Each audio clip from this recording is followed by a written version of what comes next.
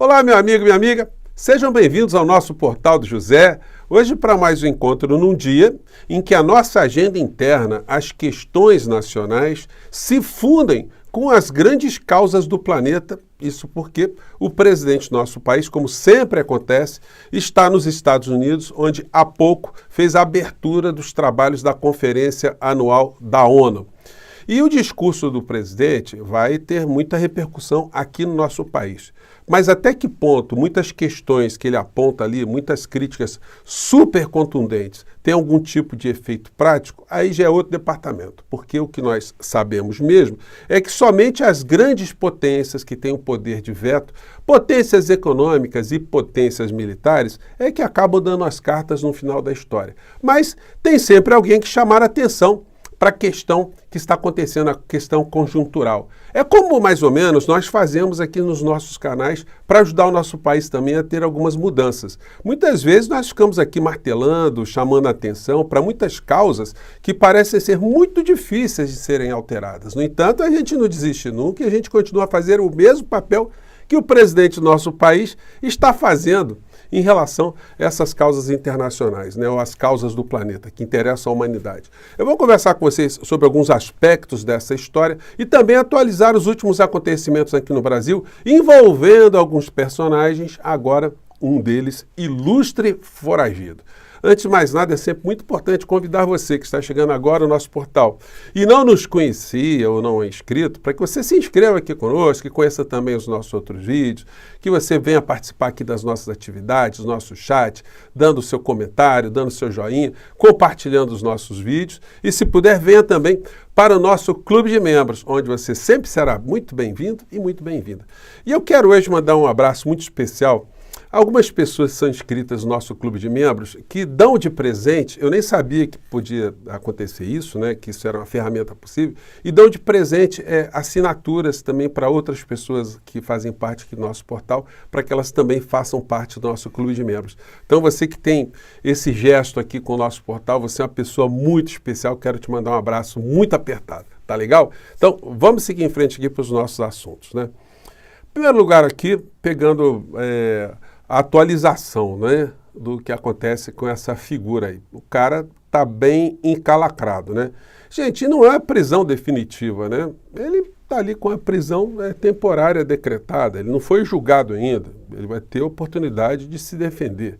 O fato é, o nome de Gustavo Lima é incluído em sistemas da Polícia Federal e cantor pode ser preso se voltar de Miami.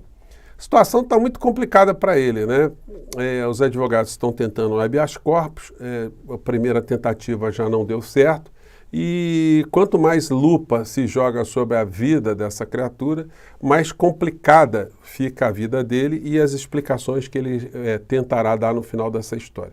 Se for julgado e condenado no final, pode sim acontecer uma cadeia, né? E como a gente até tem visto muitas brincadeiras nas redes sociais, ele pode inaugurar uma espécie de rock em Papuda, ou o sertanejo na Papuda, né? Um festival congênere, né? E talvez ali ele venha animar muitas criaturas que estão em vias de irem para a cadeia, mas pelo cometimento de outros crimes, aí no caso crimes contra a nação, contra a nossa democracia e a nossa sanidade mental. Bom, sobre a ida de Lula, ou a abertura dos trabalhos com o presidente do nosso país na ONU. Lula critica guerras, fala em ONU esvaziada e cobra ações contra a crise climática. É isso sim, enfim. A gente no Brasil às vezes não tem muita noção, né, de como funcionam esses encontros. Depois do presidente Lula, falou o presidente dos Estados Unidos, o Biden, fazendo o último discurso enquanto presidente dos Estados Unidos, que é o protocolo, a tradição. O presidente norte-americano, porque é o país que cedia ao encontro da ONU. E o presidente do Brasil, por uma questão do Brasil ter sido um dos principais, né, atores para a criação dessa ONU. E, na sequência, os presidentes de todas as nações vão ocupando ali o púlpito e vão falando também. E aí as televisões diversas param de transmitir, né? Quem focaliza os discursos posteriores são as televisões, os veículos de comunicação dos seus países. Então vai lá, o Milei vai falar, o presidente da Colômbia vai falar, o presidente do Paquistão, enfim, de todos os países, ou representantes dos países vão ter a palavra ali. Agora, qual é o efeito prático desses discursos? Eles são muito mais voltados para o público interno do que para as questões internacionais. O presidente hoje do nosso país, ele fez uma abordagem de assuntos que interessam ao planeta. O discurso dele certamente será replicado de uma forma muito superior aos discursos que serão colocados ali na ONU, exceto os discursos absolutamente de nonsense, os discursos do absurdo. E aí vamos aguardar que provavelmente o presidente da Argentina vai fazer uma grande palhaçada nesse encontro, né? Teremos ali figuras falando de várias outras questões no mundo que está com tantos conflitos, situações que foram abordadas pelo presidente da República, né? Aqui no site do UOL eles fazem destaque aqui para algumas situações, alguns pontos muito importantes. Na ONU, Lula diz que países mais pobres financiam os mais ricos. Discurso do Lula, países da África tomam empréstimo a taxas até 8 vezes maiores que a Alemanha e 4 vezes maiores que os Estados Unidos. É um plano Marshall às avessas, em que os mais pobres financiam os mais ricos. Sem maior participação dos países em desenvolvimento na direção do FMI e Banco Mundial, não haverá mudança efetiva. E aí ele fala aqui sobre a desigualdade global, pontos aqui que o UOL destacou, né? Lula disse ainda que esta desigualdade resulta em efeitos nefastos sobre a paisagem política e fez uma defesa a Cuba. É injustificado manter Cuba em uma lista unilateral de estados que supostamente promovem terrorismo e impõem medidas coercitivas unilaterais que penalizam indevidamente as populações mais vulneráveis, afirmou o presidente, o brasileiro, né? O Antônio Guterres, mais cedo também, ele abriu os trabalhos e citou o Lula aqui. Ele disse estar trabalhando junto com o brasileiro, único líder internacional citado, em prol do clima, mas criticou a exploração de petróleo defendida por Lula.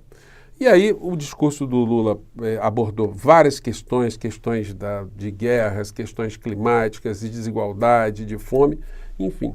Mas para nós o discurso ele reverbera muito mais do que esse discurso reverbera fora desse espaço, né? Enfim.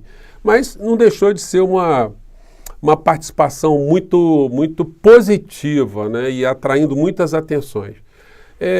Antes, o presidente tinha recebido um prêmio de uma instituição chamada Goalkeepers, que foi lá do Bill Gates, né, fundada pelo Bill Gates. E aí, em dado momento, no recebimento desse prêmio, como personalidades que atuam contra a fome no mundo, o Lula disse algo que surpreendeu algumas pessoas, né? Ele falou de si próprio, sobre o seu perfil ideológico, como é que ele enxerga as coisas no mundo. Vamos pegar esse trecho aqui. Esse dinheiro, só para vocês terem ideia, o ano passado foi gasto em armas 2 trilhões e 400 bilhões de dólares. Esse dinheiro, se aplicado para combater a fome, se aplicado na agricultura familiar, se aplicado para ajudar os países pobres, a gente acabaria com a fome no mundo. O problema é que você tem hoje no planeta Terra 5 mega empresários que têm mais dinheiro do que 10 países. Isso não tem explicação, eu não sou contra ninguém ser rico. Eu sou contra as pessoas serem pobres, porque eu não gosto de pessoas que sejam pobres, eu quero que as pessoas evoluam na vida, que as pessoas ganhem dinheiro, que as pessoas tenham um padrão de vida decente. Agora, não é possível uma pessoa sozinha ter mais dinheiro do que o Reino Unido. Não é possível que uma pessoa sozinha ter mais dinheiro do que o Brasil, que tem 210 milhões de habitantes. Olha, então é preciso que haja uma concertação mundial para a gente rever o comportamento de todos nós. Eu não quero a miséria. São 733 milhões de pessoas que vão dormir toda noite sem ter o que comer, num mundo que produz alimento em exagero. No mundo que produz alimento para todo mundo, não precisaria se houvesse dinheiro para o consumo, não precisaria se houvesse o Estado preocupado com isso. Eu estava dizendo ao Bill Gates, eu passei numa avenida que eu não conheço, como eu não sei falar uma palavra em inglês, eu nem consigo ler o nome da rua. Mas eu passei ali, eu vi uma fila, e a minha mulher, que está aqui, ela disse que aquela é fila das pessoas que vão pegar sopa para comer. Aí, Bill Gates, eu fico indignado. Sinceramente, eu fico indignado. Como é que pode, no estado mais rico do mundo, no estado de mais competência tecnológica do mundo, como é que pode a gente saber que tem pessoas pobres que são obrigadas a ir pegar uma fila para pegar uma sopa para comer? Cadê o papel do Estado? O Estado tem que garantir a essas pessoas condições de sobreviver. Isso foi uma pancada muito grande, né? Desnudando a realidade do país mais rico do mundo. Um país com tanto dinheiro, tantos recursos, tem gente em fila para tomar sopa, né? Então, Bill Gates, eu não sou um homem radical. Eu fui sindicalista a vida inteira. Eu lutei a vida inteira para que o trabalhador ganhasse aumento de salário. E a minha tese não era marxista. A minha tese era capitalista, era do Henry Ford. O Henry Ford dizia: eu tenho que pagar um salário ao meu trabalhador para ele poder consumir o produto que ele produz. Essa é a tese extraordinária. Como é que pode o trabalhador trabalhar na padaria e não ter dinheiro para comprar pão? Trabalhar na empresa teste e não ter dinheiro para comprar roupa? Trabalhar na construção civil e não ter uma casa para morar? Como é que pode? Não tem explicação. Então eu queria terminar dizendo para vocês uma coisa, gente, de coração. Aos 78 anos de idade, quero dizer para vocês, eu vivo o melhor momento da minha vida. Eu me sinto um ser humano pleno. E queria dizer para vocês, a fome no mundo não é falta de dinheiro, é falta de vergonha na nossa cara que governamos o mundo. Porque na hora que a gente tiver vergonha, na hora que a gente assumir compromisso, a gente acaba com a fome.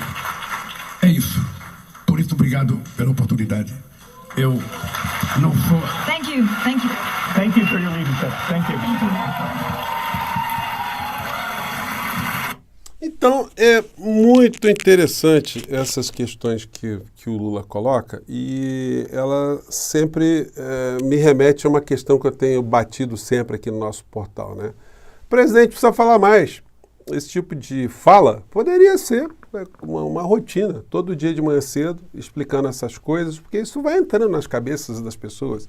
Isso não são meras notícias, meros flashes, né? São informações que vêm carregadas de conhecimento, e o conhecimento ele fixa, o conhecimento ele fica. Por isso que é muito importante nós estarmos nos comunicando todos os dias, muito além das informações que a gente recebe, que a gente transmite. É sempre muito importante mergulhar um pouco mais fundo para buscar esse conhecimento, solidificar esse conhecimento e compartilhar o conhecimento. É nisso que eu acredito, é por isso que eu estou aqui. Mais tarde eu volto aqui para bater um papo com vocês. Obrigado e até lá. Tchau.